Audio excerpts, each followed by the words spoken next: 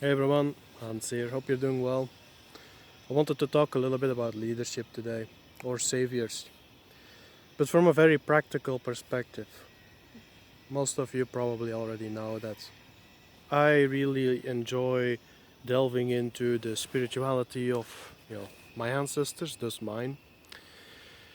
Uh, that I see magic where others see only grass and trees.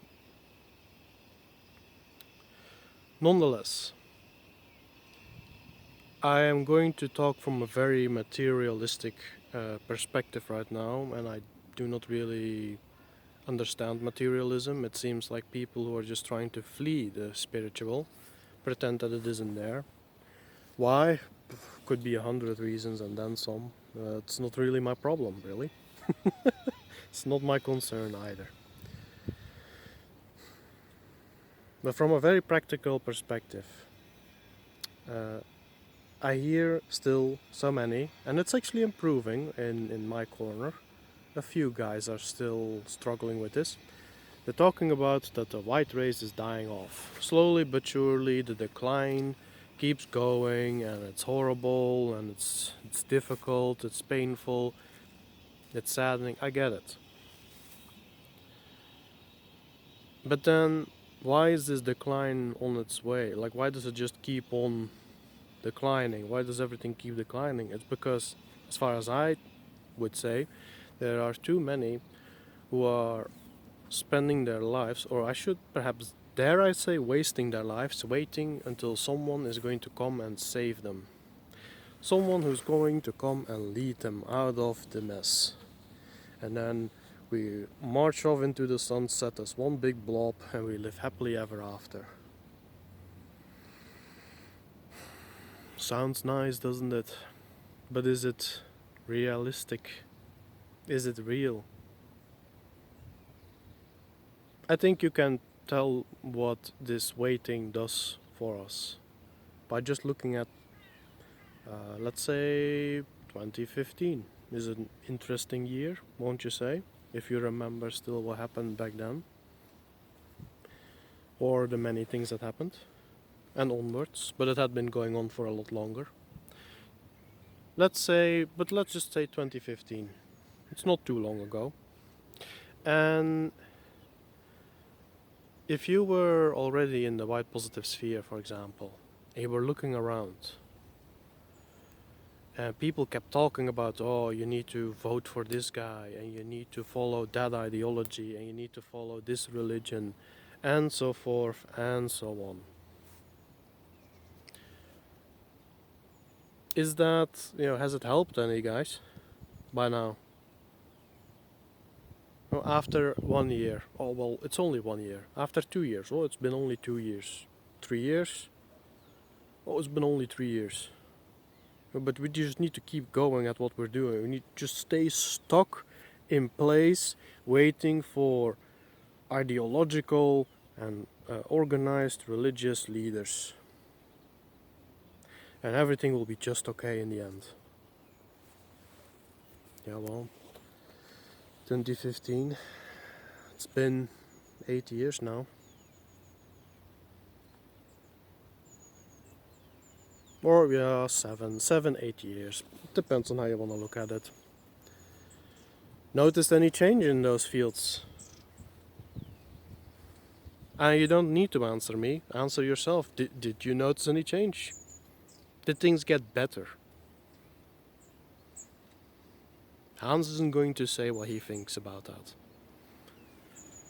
I'm just going to I'm just going to say that if you want change, if you want things to get better, it begins with you. Don't wait for Hans to come flying from the sky on Thor's chariot to sweep you along, onwards to a wonderful future. Would be quite a sight, wouldn't it? Just being slapped in the face by all the wind, holding on for dear life. All the thunder races across the sky.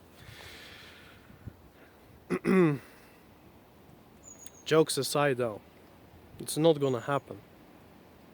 It's going to happen once you decide that your life should be better than it is.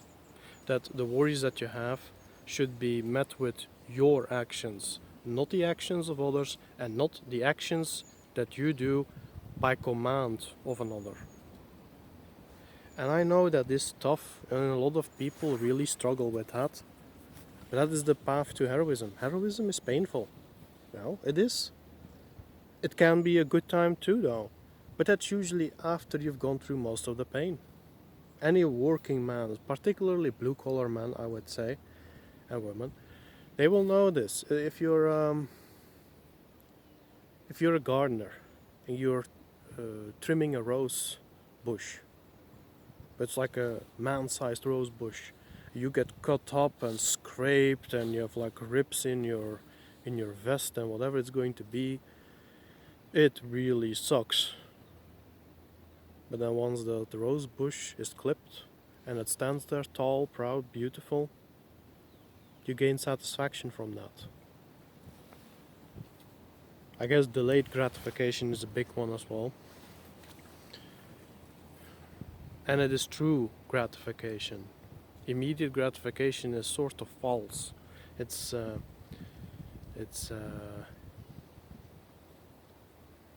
you haven't really worked for it, so how can there be satisfaction in it? That's perhaps why so many need so much of it all the time. Rather than just going through a slog, and at the end of the day, like you go out hunting, and you have to chase, you have to aim, you have to carry all kinds of equipment with you. But when you come back home and you can like dump the boar on the table, so to say, there is a satisfaction in that, true satisfaction, accomplishment, and from accomplishment as such, confidence and pride. You do not get that from immediate dopamine hits. Sometimes even the opposite. You start feeling miserable. Your body it gets exhausted from pushing out so many, what would you call that? Natural.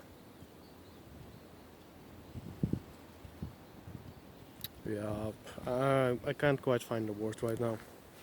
I think you get the idea though. To give your body a certain rest in regards to hormones and adrenaline, all of that stuff.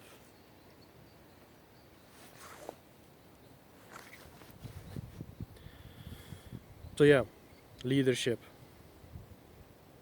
Be your own leader. I like to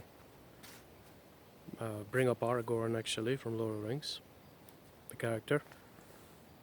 He's not a leader because he is the heir to the throne of Numenor. He's a leader because he chose to be, because he did the hard work.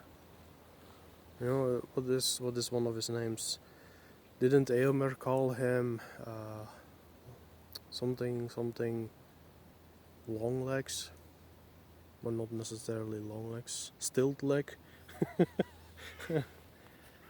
Longshanks, I guess. Yeah, Longshanks, I guess it is. Wonder where Tolkien got that name from. Because Aragorn traveled all over the world.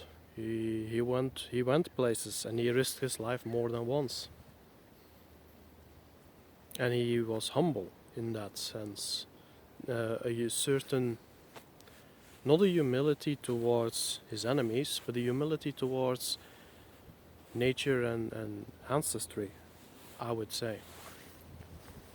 Which I think is very good. Towards Sauron, you could say, is downright insolent. You know, chopping off the head of his diplomats. It's like that's that gets the message across, doesn't it? But what this character informs you is that you can do it in your own way as well, with your capacities. Aragorn is great at ranging, you know, being a man of the wilds. But where are your capacities? What are you good at? Where can you take the lead in your specific field? And a leadership that isn't about telling people what to do, what to wear, etc. Those are evildoers do that. Good people, they inspire others. They lift others up with them. can you not do that? And if you cannot right now, maybe you can in a year, maybe you can do it in 2 years. Maybe you just need the experience. You need to build yourself up first. And yes, I know, there are not many who have inspired you necessarily. I get that. I understand that fully. That might make it all twice as difficult. But then in that sense there is also far more glory to be gained out of it, and far more self-respect, which is self-respect is almost all, I dare say. I think so, respect is more important than love in many ways. Both is of course the best.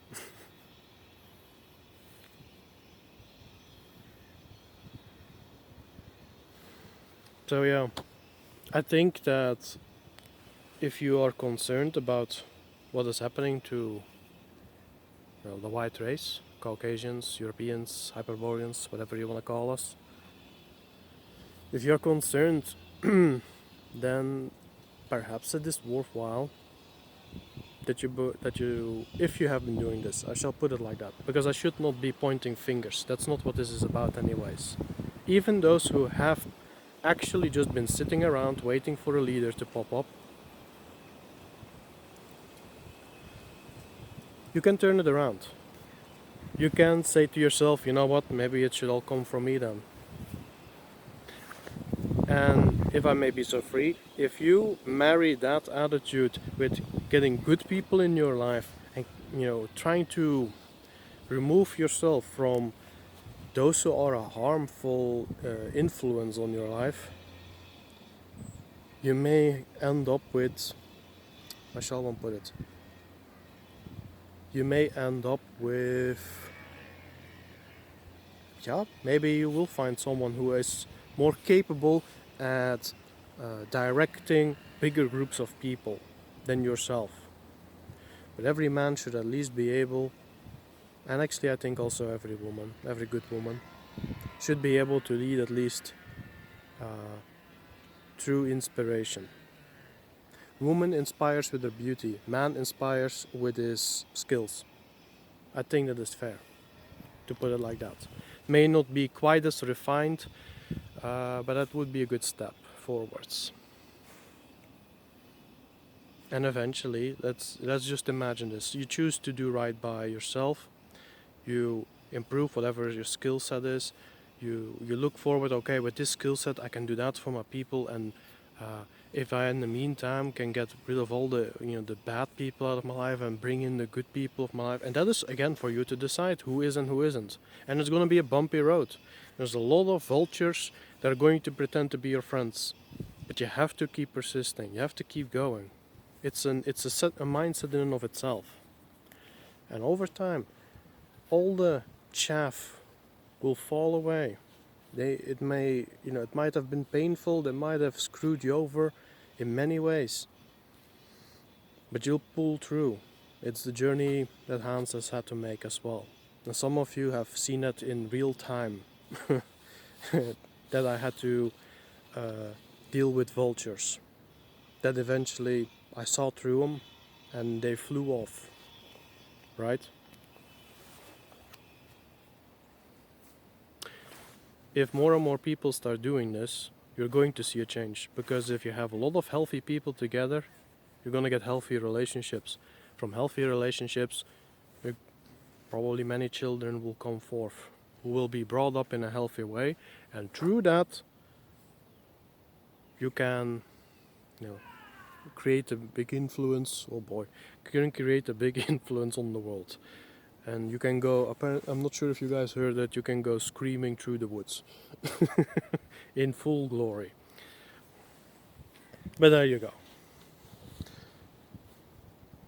So yeah, I guess in short, don't wait for leaders, don't wait for saviors. Save yourself and be a leader yourself. Do I mean to say that is easy? No, it's not easy, but it can be done. And I would dare say that our ancestral way is a culture of heroes, not a culture of martyrs. whichever household you went to, you would meet, so to say, 50 people, and 50 of them, let's say, yeah, for every 50 people you met, 40 of them had leadership capacities, and the remaining 10 were just not quite there yet. Something like that. Throwing a random number at it too. But you get the idea, I hope. And I think that is worth pursuing. And again, retracting your productivity from evildoers is also part of getting rid of bad influences. Perhaps I should add that as well. Some call that starving the beast. And yeah, I guess I get that. It's a bit unpolished as far as an explanation goes. But you can do all of this at once. Actually, I would dare say that all of that goes interwoven with each other. And eventually, you might have yourself a very beautiful, healthy, self-loving community that over time, over generations if must be, can expand, and in the meantime can reach out to other healthy communities. It's not going to be perfect. We're still going to probably headbutt one another once in a while. But that's okay, That's the history of Westmen. If we don't once in a while headbutt each other, it hasn't been a good year, or whatever it's going to be. It is what it is.